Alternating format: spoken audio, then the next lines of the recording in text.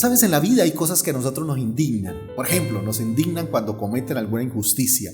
Especialmente a esas personas que alguna vez les dimos ayuda, que dimos la mano y de pronto esa persona habla mal de ti o hace algo en contra tuyo. Oye, eso nos indigna. Uno dice, ¿cómo es posible esos desgraciados? ¿Cómo me pagan de esa manera? Otras personas se indignan, no sé, de la injusticia social, ¿no? De ver cómo hay personas que están sufriendo y las personas que podrían hacer algo no hacen nada. Y por eso hablamos y nos indignamos de la corrupción del país, de la corrupción de los políticos, de cómo cada día esas personas que ganan tanto dinero no se preocupan por las personas que tal vez están pasando necesidad, cómo las personas que necesitan los servicios médicos no los atienden, y es indignante ver cómo mueren ahí a la entrada de los hospitales. Así que hay muchas cosas en la vida que nos indignan. Ahora, generalmente a uno lo indigna lo que tiene que ver con uno, ¿no? Lo que la gente le hace a uno, la traición, la ingratitud, son cosas que nos indignan. Pero la pregunta es, ¿qué cosas indignaron al Señor? Porque cuando uno mira las cosas que le hicieron a Jesús, por lo menos la ingratitud, recuerda, ¿a cuántas personas Jesús no sanó? ¿A cuántas personas Jesús no hizo milagros, no alimentó? Es más, cuando Jesús iba al templo, dice la Biblia que Él también aún hacía milagros, sanaba a los cojos, daba vista a los ciegos, milagros maravillosos que el Señor Jesús hizo. Ahora, ¿qué es lo indignante? Que después haya gente que le diga al Señor, crucifíquenlo, crucifícanlo. Gente que está gritando, crucifíquenle. Uno dice, pero ¿cómo es posible? Si esos Jesús les sanó, si eso Jesús les alimentó, y ahora están pidiendo que lo crucifiquen. Eso a uno le indignaría. Ahora, no solamente dijeron crucifíquenle, le azotaron, le humillaron, le escarnecieron, le abofetearon, por favor. ¿Y cuál es la palabra del Señor? Uy, qué indignante, me enfurece ver la ingratitud de la humanidad. ¿Eso dijo el Señor? ¿Qué dijo el Señor? Perdónalos porque no saben lo que hace. Ahora, yo no sé si alguien ha recibido alguna vez una traición, ¿no? Si alguien, no sé, te ha puesto los cachos, o si alguien ha jugado con tus sentimientos, o si alguien te dijo una cosa e hizo otra, pero eso también nos indigna. Pues bueno, Jesús tuvo un discípulo que lo traicionó. Y cuando el discípulo que él había vendido a Jesús, recuerdan, por las monedas de plata, le besa, ¿qué le dice el Señor? Traidor, qué indignante verte aquí, falseto, es que usted sí es mucho Judas. ¿Le dice eso? No, le dice, amigo, con un beso entregas al maestro. Wow. Entonces, las cosas que nos indignarían a nosotros no indignan al Señor. Sí, son cosas que responden y que a nosotros nos sorprende. Porque frente al traidor, uy, yo quiero es venganza. Y frente a las personas que me está haciendo mal, pues yo espero es que les caiga fuego del cielo. Pero resulta que frente al traidor, el Señor lo trata como amigo. Y frente a las personas que lo están crucificando, el Señor les muestra amor. Tanto que les dice, perdónales porque no saben lo que hacen. Y yo creo que esto llama mucho la atención. Ahora, ¿pero qué indignó al Señor? Y hay un pasaje en la Biblia donde nos muestra a Jesús indignado. Pero no solo indignado pasivo, ¿no? Porque hay cosas que uno puede decir, sí, me indigna la corrupción, pero uno no hace nada tampoco para resolverla. Me indigna tanta delincuencia, pero pues no vamos a hacer nada para solucionar el problema, ¿no? No vamos a volver policías, ¿no? Y tratar de resolver la situación de inseguridad de nuestra ciudad. No. Aquí vamos a ver cómo Jesús no solamente se indigna, sino que activamente hace algo para llamar la atención. Y está ahí en el Evangelio de San Juan, capítulo 2, del verso 13 al verso 16. Dice así la palabra del Señor. Se acercaba la fecha de la celebración de la Pascua judía. Así que Jesús fue a Jerusalén y vio que en la zona del templo habían unos comerciantes que vendían ganado, ovejas y palomas para los sacrificios. Y vio a otros que estaban en sus mesas cambiando dinero extranjero. Jesús se hizo de un látigo con unas cuerdas y expulsó a todos del templo. Echó las ovejas y el ganado, arrojó por el suelo las monedas de los cambistas y les volteó las mesas. Luego se dirigió a los que vendían palomas y les dijo, saquen todas esas cosas de aquí, dejen de convertir la casa de mi padre en un mercado. Wow.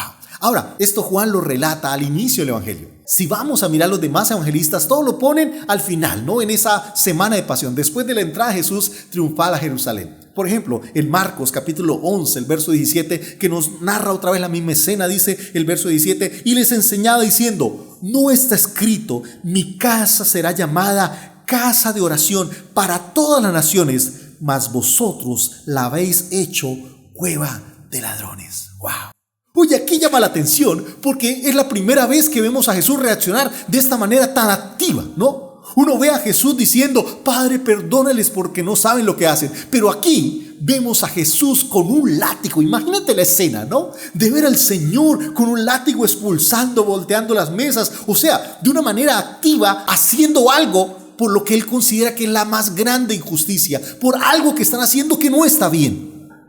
Ahora, uno diría, bueno, ¿el Señor qué le pasó? ¿Se le estallaron los esparques o algo? ¿Qué pasó? Porque generalmente vemos a un Jesús que siempre mostraba su amor y su gracia. Pero frente a lo que vio en el templo, el Señor se indignó. Y no solo se indignó, sino hizo actos dramáticos. Hizo todo un ejercicio de expulsar, de purificación, de limpieza en el templo. Ahora, uno diría, ¿y por qué el Señor hace eso? Ahora, para nosotros nos parece algo extraño. Uno diría, uy, el Señor, ¿qué le pasó? ¿No? Ahí perdió la compostura. No sé, tal vez porque no mantuvo su ecuanimidad. Yo hubiese dicho, muchachos, váyanse de acá. No, el Señor lo hace de una manera con un látigo, de una manera activa, de una manera fuerte. Ahora, aunque para nosotros nos parece un poco extraño, los profetas llamaban también la atención. Y Dios hizo muchas cosas a través de los profetas para mover el corazón del pueblo. No solo eran palabras, eran también ejercicios activos. Mire, hubo un profeta que se llamó Oseas, al cual el Señor le dice que vaya y se case con una prostituta. ¿Te imaginas? Mire, en esa época no había televisión, no había Facebook, pero sí había chisme.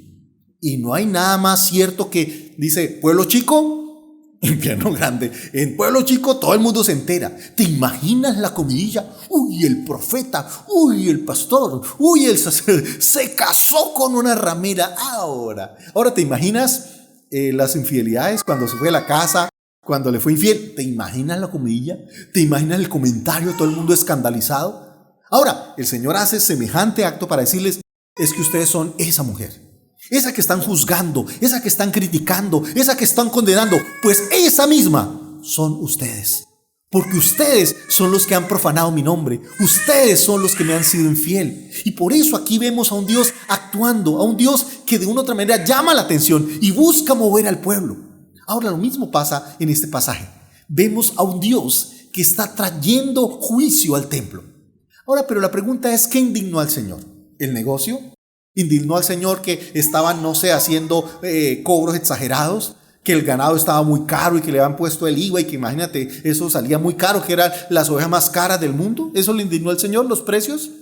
¿Indignó al Señor la usura en el cambio de monedas? Yo les digo algo, eso era necesario. Mire, era muy complicado traer un animal. Recuerde que para ofrecer sacrificio tocaba un animal que fuera perfecto, ¿sí? Y que no tuviera, mejor dicho, ningún defecto, y fuera eso, que fuera el mejor.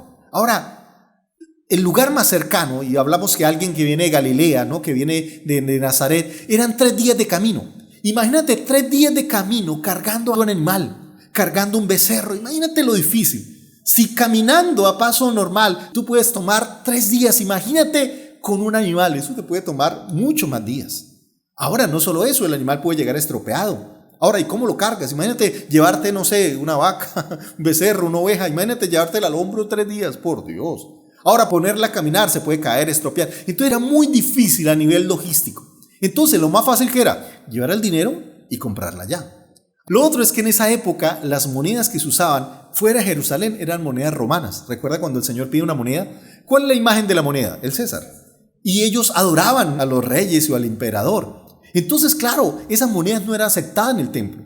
Pero esas monedas solo valían ¿dónde? En Jerusalén. Así que ellos tenían que llegar a cambiarlas, porque ¿cómo más hacían? ¿Dónde más las podían cambiar? Es como cuando uno sale del país, ¿no? Y tu dinero, tus pesos, pues no sirven, toca cambiarlos, ya sea a dólares o al lugar donde tú estás, ya euros o donde tú estés. Entonces, lo que estoy diciendo es que lo mismo, ellos tenían que cambiarlo para que esa ofrenda o para que pudieran dar la ofrenda en el templo. Entonces la pregunta es, ¿el Señor les indignó eso? Bueno, la indignación del Señor va mucho más allá de eso.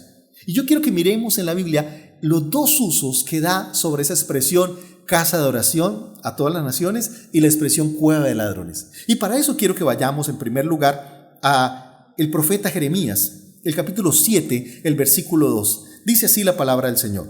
Dios le dice al profeta, vete a la entrada del templo del Señor y dale el siguiente mensaje al pueblo. Oh Judá, escucha este mensaje del Señor.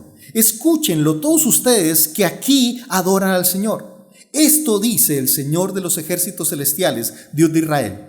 Incluso ahora, si abandonan sus malos caminos, les permitiré quedarse en su propia tierra. Pero no se dejen engañar por los que le prometen seguridad simplemente porque aquí está el templo del Señor. Ellos repiten, el templo del Señor está aquí, el templo del Señor está aquí. O sea, el Señor está diciendo, mire, no se dejen engañar por esos que dicen que como somos del pueblo del Señor, como están bajo mi cobertura, bajo mi unción, entonces no les va a pasar nada, van a ser prosperados porque yo tengo la unción, ya tengo el poder. Y eso es mentira. ¿Sabía usted que en Colombia, según las estadísticas del año pasado, 100 pastores están en este momento en la presencia del Señor? Entonces, si me dicen que Dios nos va a proteger simplemente porque estamos aquí en la iglesia, porque somos cristianos, porque somos amigos del pastor, porque sintonizamos ahí el programa en YouTube, en Facebook, en vivo, eso no funciona así. Él les dice, no se dejen ¿qué? Engañar.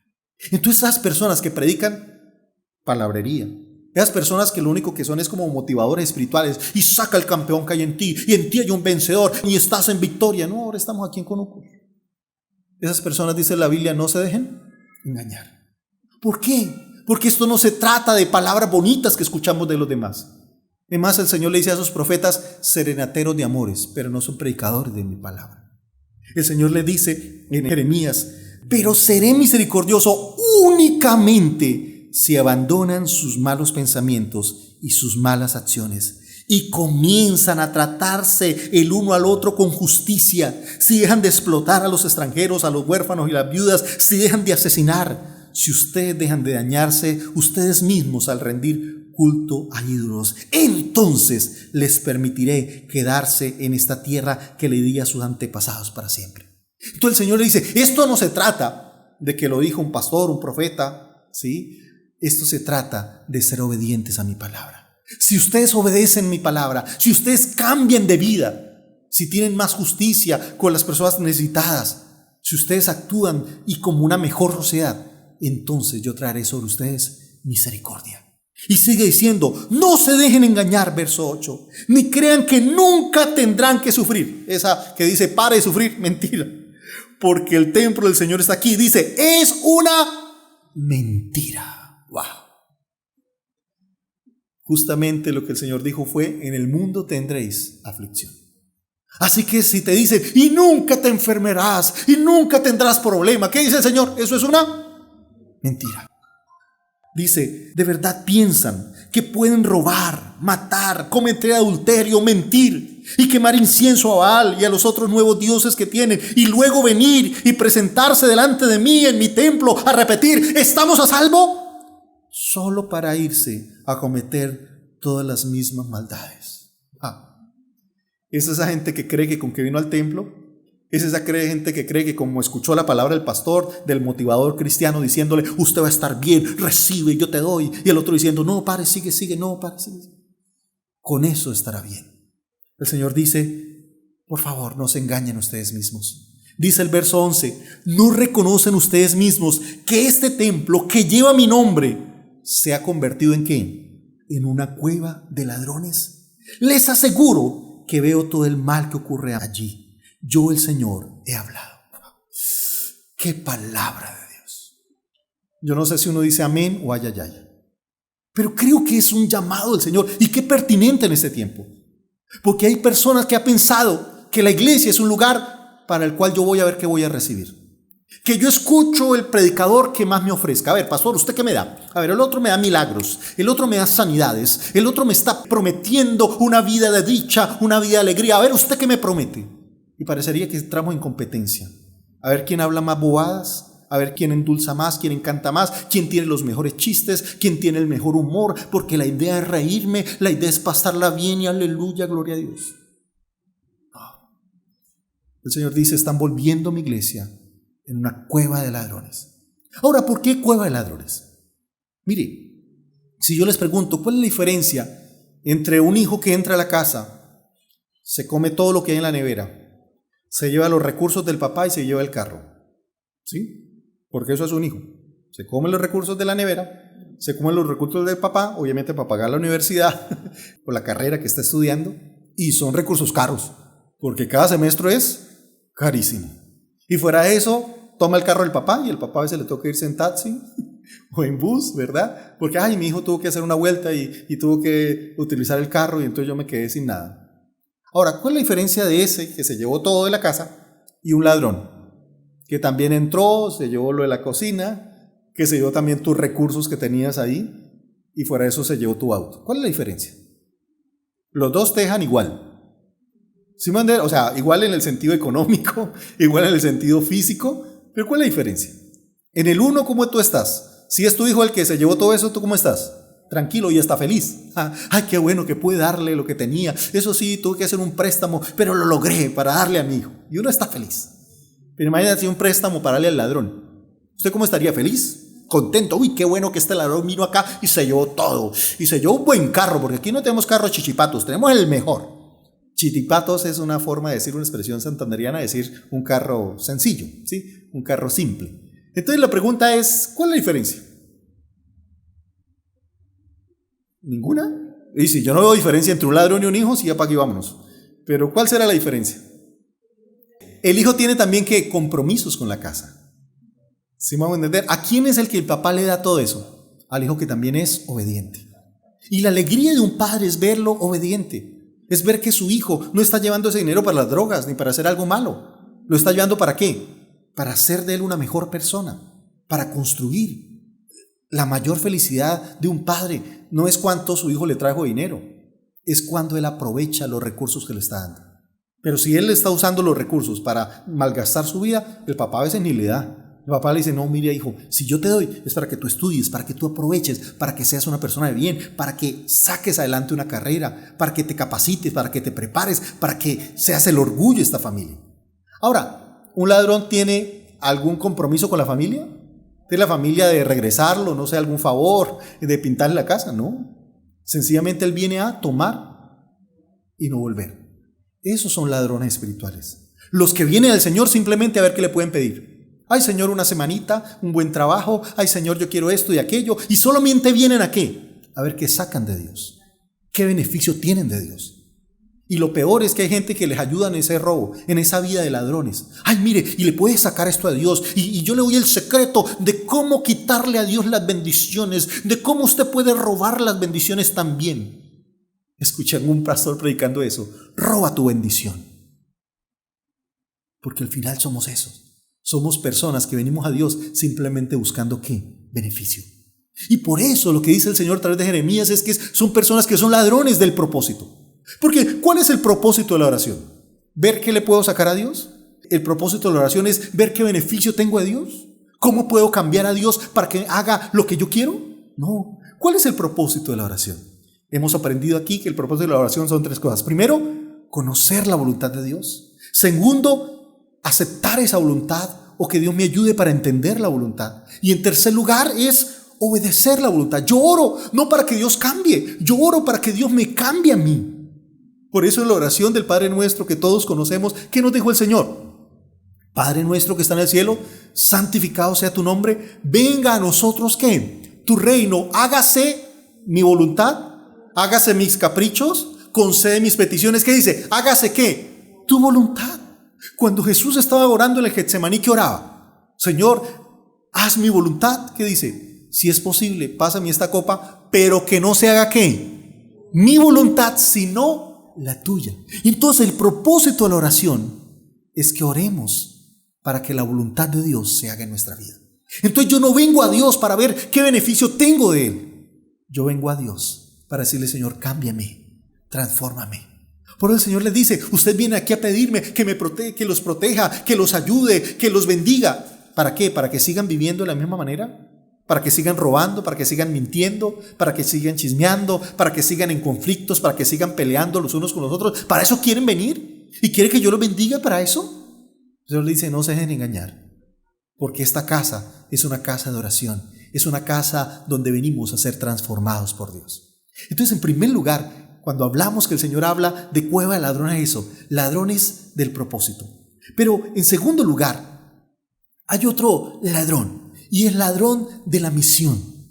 Y creo que esto es lo que hace referencia cuando el Evangelio de Juan nos revela algunos detalles. Si tú miras en el verso 14 de ese capítulo 2, dice, y vio en la zona del templo. O sea, ¿qué es lo que el Evangelio de Juan nos muestra? Es que el Señor estaba indignado, no tanto por lo que estaban haciendo, sino en el lugar donde lo estaban haciendo.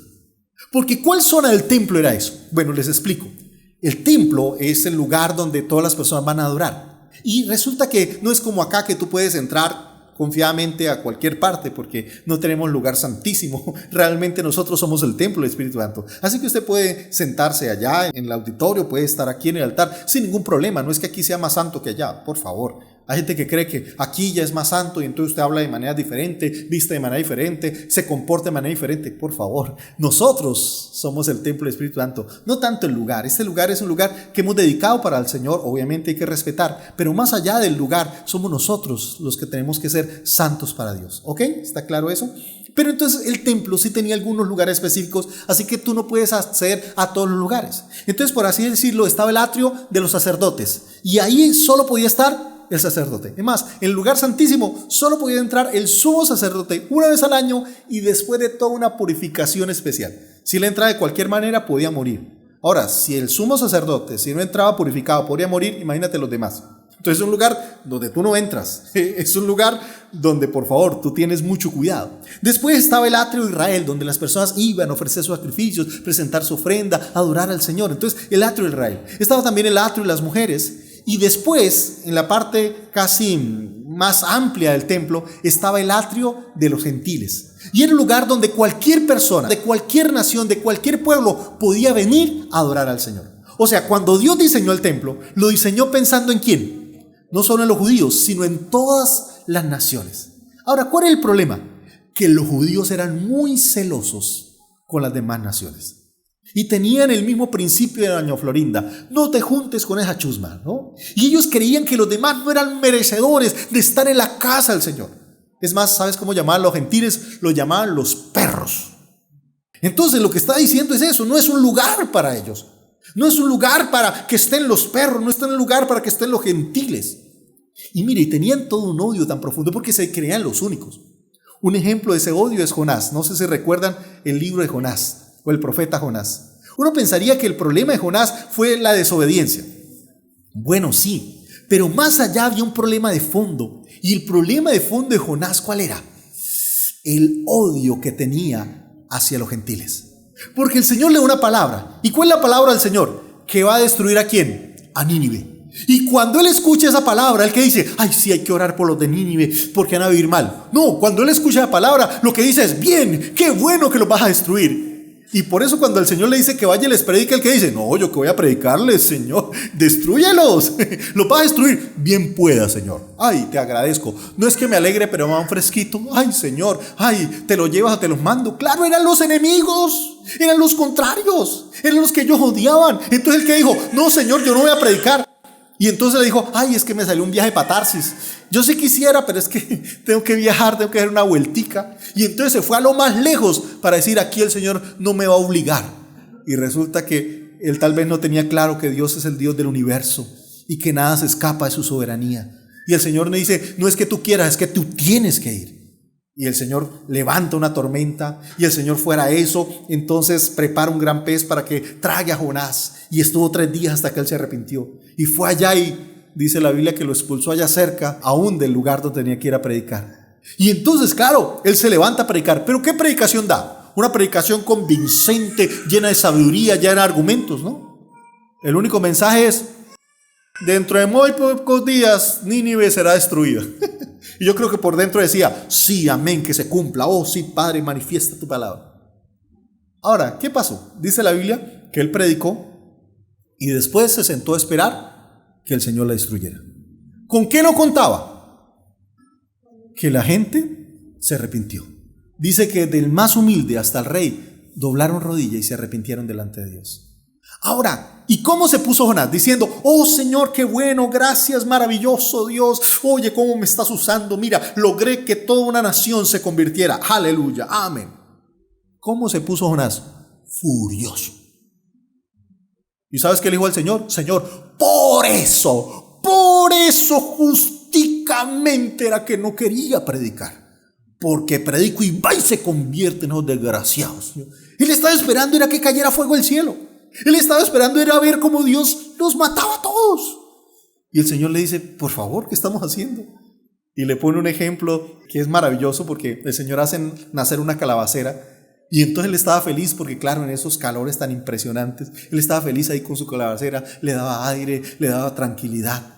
Pero mientras dormía el Señor permite que esa calabacera se muera, ¿sí? Y quede destruida, salía un gusanito que dañó la mata, la planta. Y entonces claro, al otro día cuando él se levanta no está calabacera y justo ese día estaba haciendo un sol, estaba haciendo un calor, no, justo ese día era el peor día para uno estar por ahí expuesto ante el sol. Y él estaba bravo, Señor, ¿cómo es posible que mataste mi calabacera? Y el Señor le dice, mira, tú tienes compasión de una calabacera que no sembraste, de una calabacera que no hiciste nada para que estuviera, ¿no tendré yo compasión de una nación que no sabe la derecha y la izquierda? ¿Sabes? Ese es el gran problema. El pueblo de Israel creía que los demás no eran merecedores, que no tenían que estar ahí. Y por eso lo que Jesús hace es que expulsarlos, decirle este lugar no es para ustedes. Porque claro, ellos se hacían ahí en todo el atrio de los gentiles. Y si un gentil llegaba a adorar a Dios, ¿qué pasaba? No podía adorar. Por dos razones. Primero, porque estaba ocupado. Y en segundo lugar, por la bulla. Yo no sé si han ido a una plaza de mercado, todo el mundo hablando, comprando, y dame esto y dame aquello. O sea, hasta uno hablar con un compañero es complicado. Ahora imagínate llegar ahí. Resulta que en el atrio de los gentiles se paraban algunos profetas o algunos ministros, sacerdotes o levitas, se paraban delante de algunas columnas para leer la palabra de Dios. Entonces leían profetas, leían la Torá, leían diferentes porciones. Entonces los gentiles se acercaban a escuchar esa palabra de Dios. Y tenían un tiempo para adorar. Pero claro, si había bulla, ¿ellos podían escuchar? Claro que no. ¿Podían adorar a Dios? No. Entonces llegaba el gentil y en el espacio para ellos no había un sitio. Y por eso lo que hace Jesús es que sacarlos de ese lugar, porque ese lugar tenía otro propósito. Y por eso el Señor les dice, ustedes no están permitiendo el propósito con el cual el Señor construyó su casa. Cuando el Señor hizo el templo, diseñó el templo, no lo diseñó simplemente para ustedes, para los sacerdotes, para los judíos, lo diseñó, dice, para todas las naciones. Por eso dice que mi casa será llamada casa de oración ¿para quién? ¿Para los judíos? ¿Para los sacerdotes? ¿Para los levitas? Dice, ¿para quiénes? Para todas las naciones. Ahora, generalmente los evangelistas, Mateo, Marcos y Lucas, colocan esta escena al final del ministerio de Jesús. Después de la entrada triunfal, ahí es donde Jesús expulsa a todos los cambistas. Juan, por su parte, lo pone al principio del ministerio. ¿Recuerdan? Ahora, muchos han dicho es que Juan se equivocó. Es que Juan no tiene un orden cronológico. Lo que yo creo es que Jesús cada vez que subía al templo hacía lo mismo. No es que la última vez se le ocurrió sacarlos del templo, no. Parecería que Jesús en su vida, por lo menos en su vida de ministerio, fue por lo menos 3 o 4 veces al templo. Así que cada vez que él iba, estaba expulsando, estaba limpiando, diciendo, mira, esta casa es casa de oración para todas las naciones. Aquí ustedes no pueden estar. Esa bulla, ese ruido, toda esa ocupación que tienen, es una ocupación que no corresponde al propósito de Dios. Ahora, ¿por qué es importante lo que Jesús hizo? Y para que entendamos lo que Jesús hizo, yo quiero que miremos la continuación del Evangelio de Lucas. Porque Lucas es el Evangelio que nos habla del Señor. La segunda parte, el tomo segundo, en el cual es lo que Dios hace después de que el Señor ha sido resucitado, que conocemos como el libro de Hechos. Y en el libro de Hechos, el capítulo 8, el verso 26, dice así la palabra del Señor. En cuanto a Felipe, un ángel del Señor le dijo, ve al sur por el camino del desierto que va de Jerusalén a Gaza. Entonces él emprendió su viaje y se encontró con el tesorero de Etiopía, un eunuco de mucha autoridad bajo el mando de Candace, la reina de Etiopía. El eunuco había ido a Jerusalén a adorar y ahora venía de regreso, sentado en su carruaje. Leía en voz alta el libro del profeta Isaías. El Espíritu le dijo a Felipe, acércate y camina junto al carruaje. Felipe se acercó corriendo y oyó que el hombre leía el profeta Isaías. Felipe le preguntó, ¿entiendes lo que estás leyendo? El hombre contestó, ¿cómo puedo entenderlo a menos que alguien me explique? Y le rogó a Felipe que subiera al carruaje y se sentara junto a él.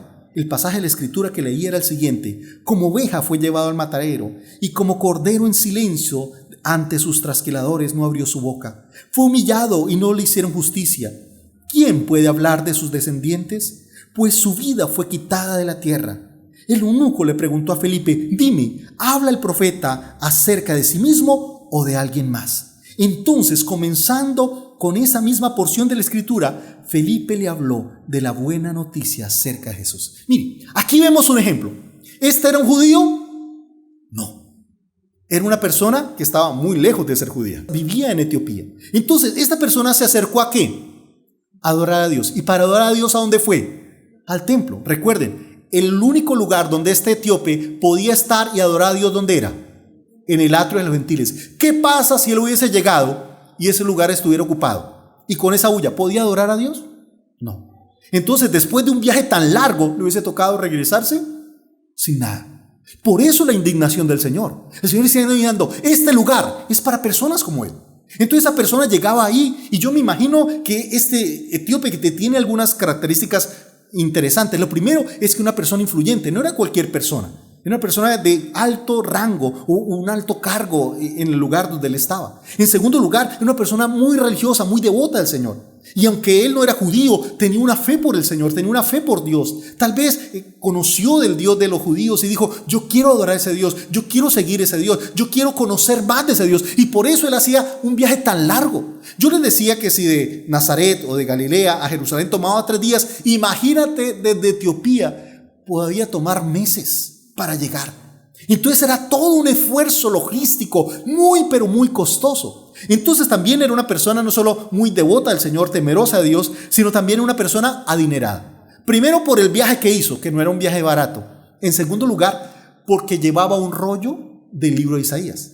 Sabes, hoy tenemos la Biblia en muchas formas, en el celular, en la tablet, la tenemos en varias versiones, en la Biblia escrita. Algunos pelean: esta es la versión, otros no, esta. Te digo, por favor, todas son traducciones. Si quieres tener la original, téngala en hebreo o en griego, pero ahí quedamos griegos y ebrios porque no la entendemos. Entonces, uno podría decir: sí, yo tengo la Biblia. Sí, qué regalo de Dios tener la palabra de Dios. Qué regalo tenerla, porque hoy es tan fácil, es más, la regalan o es muy barata para tenerla. En esa época era muy costoso. Solo tener un rollo, un solo rollo, el más popular era este que tenía él, que era el de Isaías, costaba tanto que toda una comunidad se reunía para comprar un solo rollo.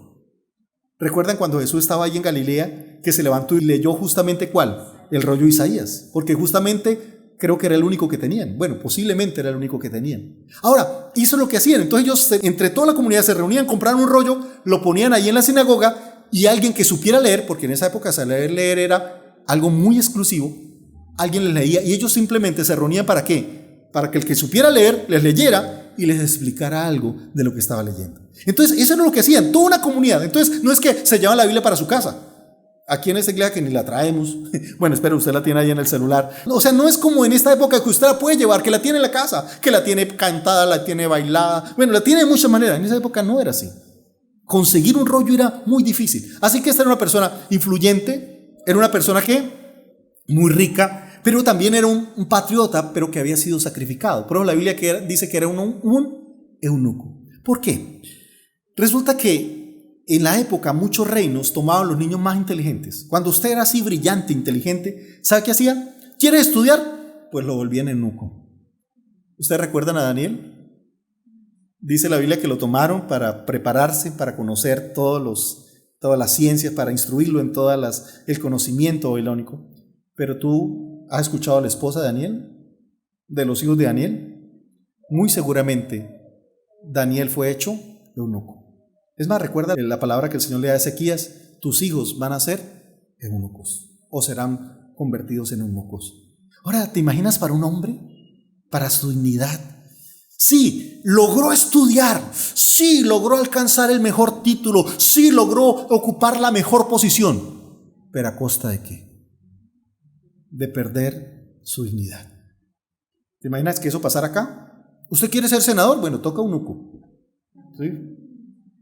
Interesante, ¿no? Pero discutible. Imagínate en esa época, si tú querías alcanzar el más alto mando, si querías ser ministro, si querías ser, mejor dicho, sí le faltaría el ministro de Hacienda. No, mentiras, vamos a borrar eso. Pero a ver si deja de poner tanta bobada en la vida. Que en esa época, si tú querías ocupar un muy buen puesto, tenías que sacrificar tu dignidad. Ahora, para esta persona, ¿te imaginas el hecho de saber que no podría tener familia? ¿Que no sabría que era tener una esposa? ¿Que no sabía que era tener un hijo? Por favor, cuando los hijos son un regalo, una bendición del Señor.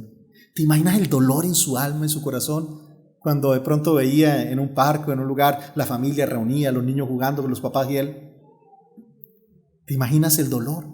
Ahora, por eso cuando él estaba leyendo Isaías, el Señor lo conmovió, le cambió el corazón y le preguntó, bueno, ¿esto que está hablando aquí Isaías, está hablando de él mismo o de otra persona?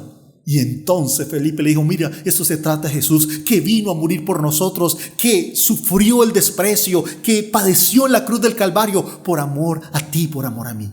Mire, esa palabra le llegó tanto al corazón que dice la Biblia que él mismo le dijo a Felipe, aquí hay un pozo, ¿puedo ser bautizado? ¿Qué me está impidiendo? ¿Qué me falta? Y entonces Felipe lo bautizó de una vez. ¡Wow! Uno ve una persona convencida, una persona que ha sido redarguida por el Espíritu Santo, que ahora ha sido cambiada. Ahora, recuerden, él compró el rollo.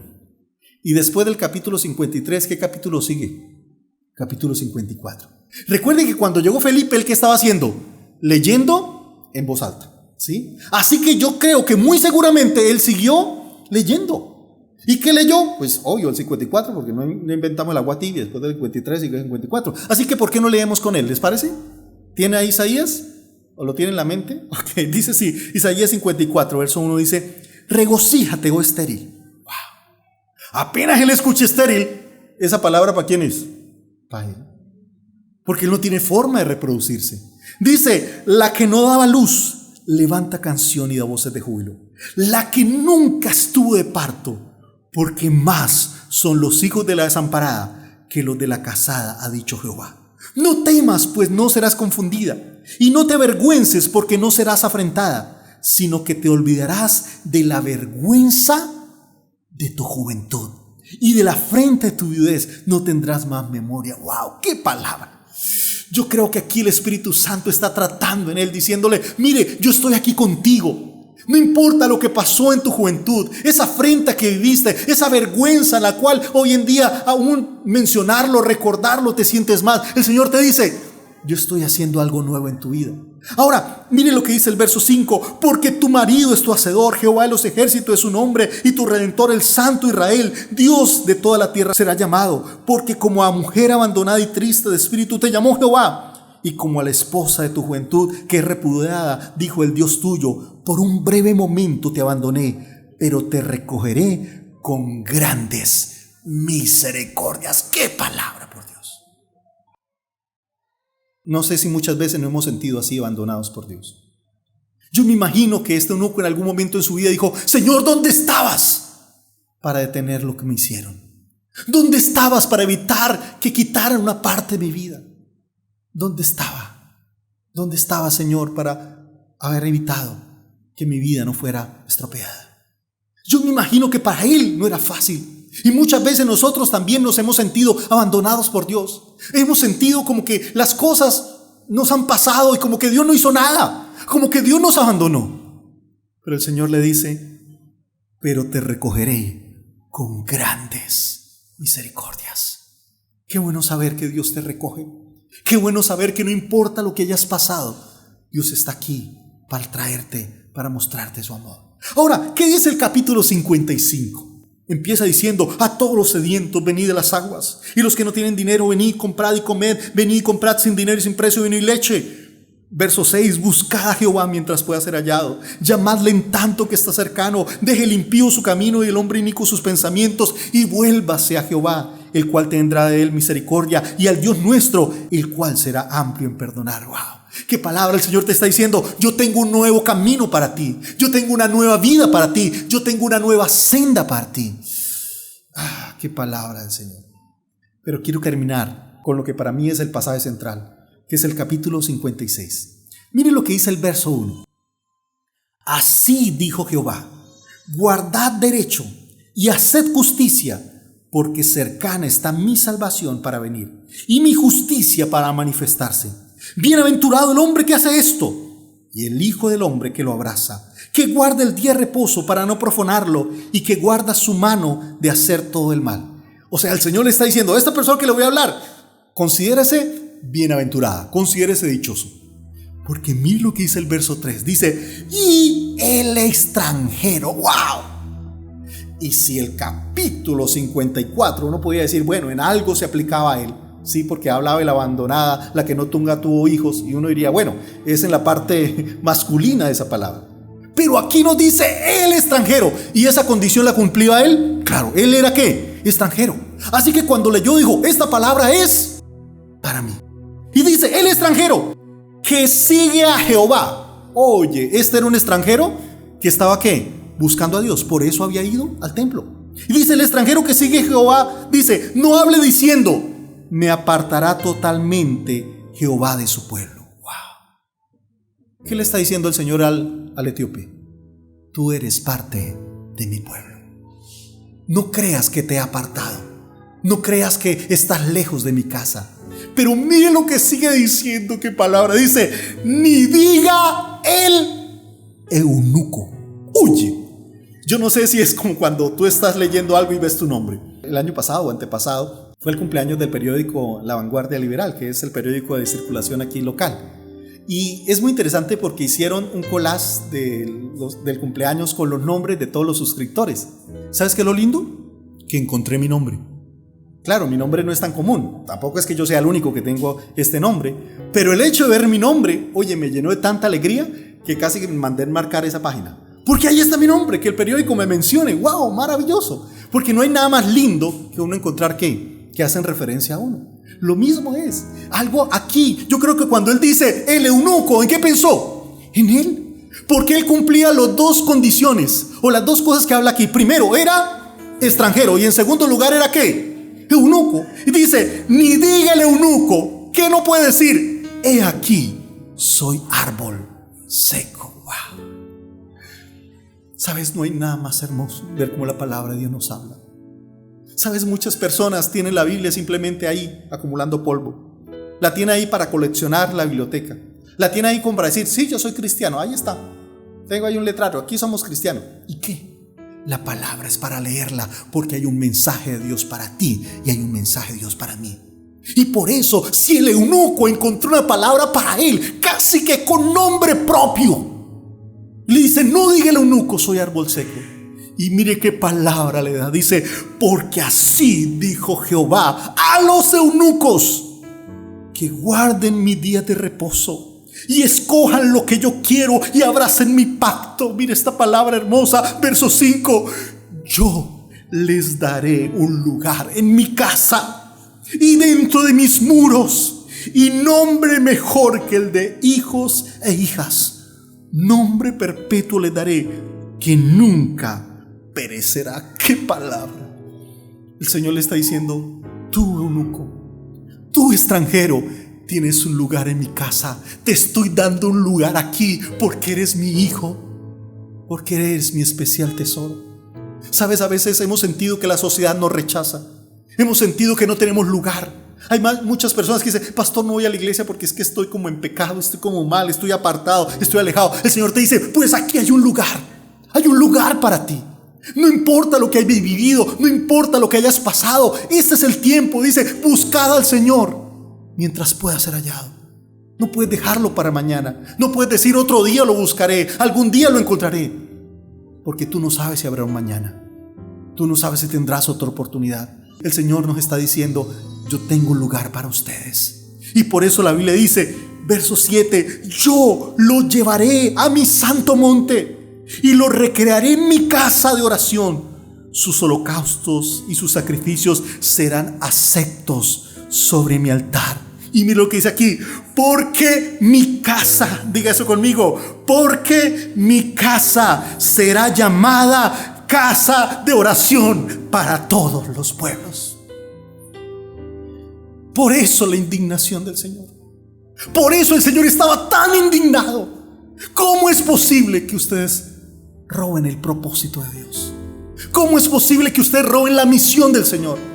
¿Cómo es posible que ustedes solo piensen en ustedes, en sus beneficios? Vengo a Dios solamente a buscar qué tiene para mí, qué me va a dar.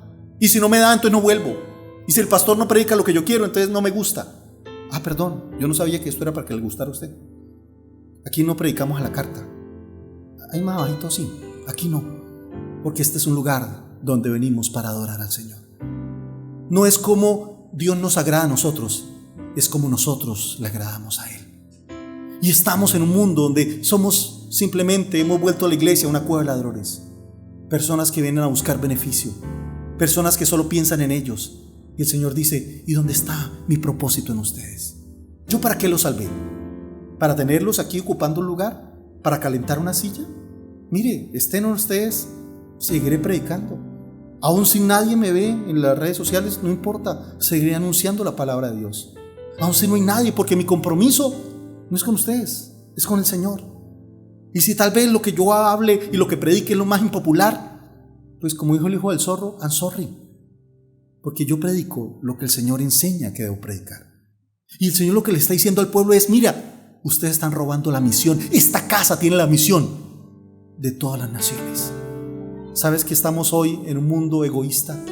En los cuales venimos a Dios simplemente a ver qué beneficio tenemos, a ver que el Señor nos habla. Entonces me fui con la bendición, oh, aleluya. Y cuando el Señor está trayendo bendición, no pare, sigue. Y estamos ahí simplemente recibiendo. Pero nunca pensamos en la misión. Cuando el Señor llamó a Abraham, dijo: en ti serán benditas todas las familias de la tierra. Dios no te trajo aquí sencillamente para calentar un puesto, para que el pastor se sienta feliz. Bueno, vino gente. Yo les digo algo, en la reunión pasada creo que fue algo tan hermoso y sentí la presencia del Espíritu de una manera tan increíble y tan maravillosa. Esto no se trata de cómo lo hago. Esto se trata de para quién lo hago y la misión. La pregunta es: ¿estás cumpliendo la misión de Dios? ¿Estás compartiendo a alguien? ¿O tu Facebook solo lo usas para mostrar lo bueno que eres? ¿Las riquezas que Dios te ha dado?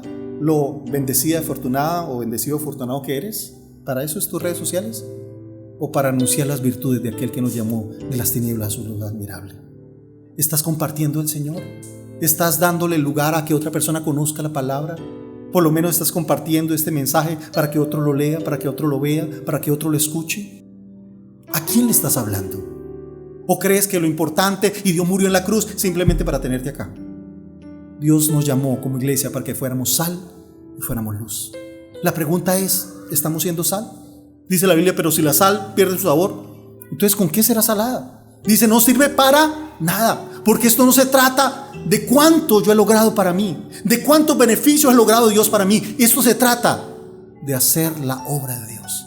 Esto se trata de hacer la voluntad de Dios, de poder ser ministro de Dios. De eso se trata. Esto no se trata de venir aquí a pasarla bien. La estamos pasando bueno y vuelva porque la vamos a pasar mejor.